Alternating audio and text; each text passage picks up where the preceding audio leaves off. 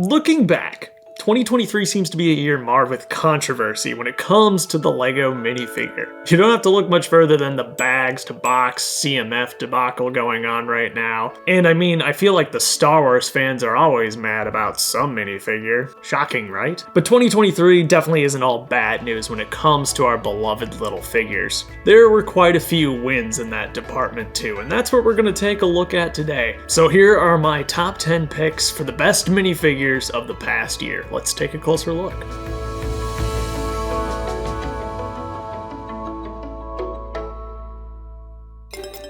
Number 10 is going to be Dr. Ellie Sattler from the Jurassic Park sets that were released this summer. As I was scrolling through the many minifigures released this year, something about this figure just caught my eye. She looks just like she did in the movie, which is exactly what you want from a minifigure from a licensed theme.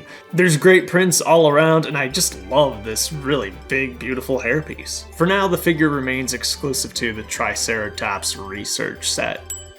Number 9 is a minifigure from the brand new Disney Castle. All 8 minifigures in this set were done really well, but I think the one that stood out to me the most was Snow White. And a big part of that is just having the extra cloth piece, which always does elevate a minifigure just a bit more. But here with this minifigure in particular, we got brand new face prints, maybe a brand new hairpiece, as long as it didn't show up in a friend set, which I don't think it did. And then dual molded arms are always a treat, and a printed dress piece too.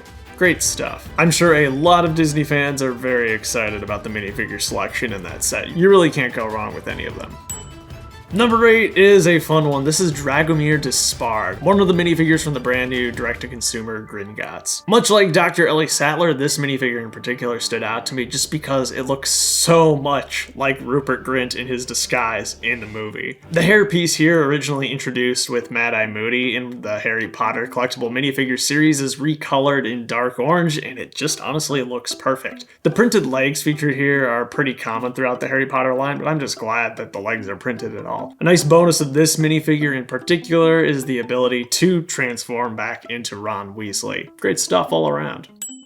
Of course, in this video, I have to acknowledge the great figure work that's going into the Dreams line, and I think the standout figure from that line is Izzy. Izzy is just crazy. This specific decked out version of Izzy is included in 2 of the larger sets. That's going to be the Shark Ship and the Treehouse set, and she's just got so much great detail going on here. From the absolutely crazy hair, the lovely cloth piece, dual molded legs, printing all over the place, and that beautiful sword. Yeah, this is an extravagantly done minifigure, and it makes me excited to see what Dreams continues to do when it comes to minifigures. Number 6 is another fun one too. Ironically, Dennison comes with one of my least favorite sets of the year, the Hocus Pocus Cottage, but that set undeniably had some really good minifigures. All the witches were amazing, but the standout here was Dani herself, mostly due to that crazy hair hat combo going on. Dual molded, printed, it has it all and sells the look so well. I have to imagine this was some canceled mold from video or something. It kind of looks like it came straight from that line. Hopefully this is something we see show up in the Harry Potter in some different colors too. I think this does have some use beyond the Hocus Pocus set. Though the Star Wars fans may complain from time to time, they do get a lot of really good minifigures, and one of my favorites from this year was Professor Huyang. Now, I've not seen the Ahsoka show, but from what I've heard, this figure might not be completely accurate to his depiction in that show. Regardless, as a minifigure on his own, I think he looks really great and is really unique. Sorry, dude. Especially, of course, with that uniquely molded and printed head. Beyond that, though, there's just a great level of detail throughout him, and I do really think, on his own, he's rather perfect. Now, one of my main critiques for this year's Rivendell set was its minifigures, which in many cases kind of failed to live up to the precedent set back with the original Lord of the Rings set. However, one figure that I think was an improvement in pretty much every regard was Boromir. And that's saying something too, honestly, because I think the original Boromir from 2012 is a really, really good figure. Yet the subtle changes that they've made with this 2023 version just all work for me. Combined with with the newer shield piece and the new sword molded element. This is probably my favorite figure to come from that Great Rivendell set. Alright, top 3. The number 3 spot goes to the Orc from Collectible Minifigures Series 24. This guy was all the castle community could talk about for most of the year, and now that I have my hands on him, I can see why. I grew up with Fantasy Era Castle, and it definitely takes me back to that. The ripped, soft cape is great. I love to see that Orc sword brought back, and of course, there's just great printing all over this guy.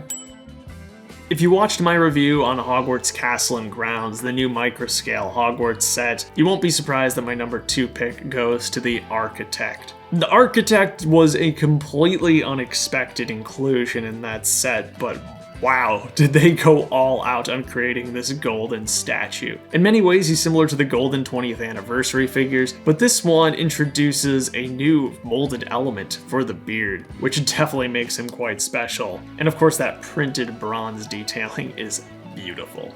But the number 1 spot this year has to go to Moon Knight. You don't have to be too deep into the LEGO cult to know that this guy has generated a lot of hype. And even with LEGO's diabolical bags to box change, this figure in particular had people going out in droves buying the latest Marvel CMF in the hopes of getting themselves a Moon Knight. And it's not hard to see why. He's got pretty much every level of detail that LEGO fans ask for. Leg printing, not only on the front, but the sides, dual molded legs, printed arms, printed back and front torso, double-sided head, printed headpiece, printed accessory, a nice soft flowing cape, bits of metallic printing even throughout. This guy literally has it all. Maybe he runs into the realm of being slightly over-detailed, but honestly I've not heard a single person complain about that. Instead, people are still shelling out $10, $12, $15 for this currently available minifigure. Yeah, LEGO, if you're gonna charge $5 for a minifigure and hide them in a box, they better all be this good, I suppose. And there you go. Do let me know what your favorite minifigure or minifigures of this year were. There are so many being produced by LEGO these days, it's pretty tough to consolidate this down into a 10-figure list. Hopefully though, I managed to hit some of your favorites too. Be sure to check out the top 10 sets video and the top 10 pieces coming a few days from now. Have yourself a fantastic life, and I'll see you later.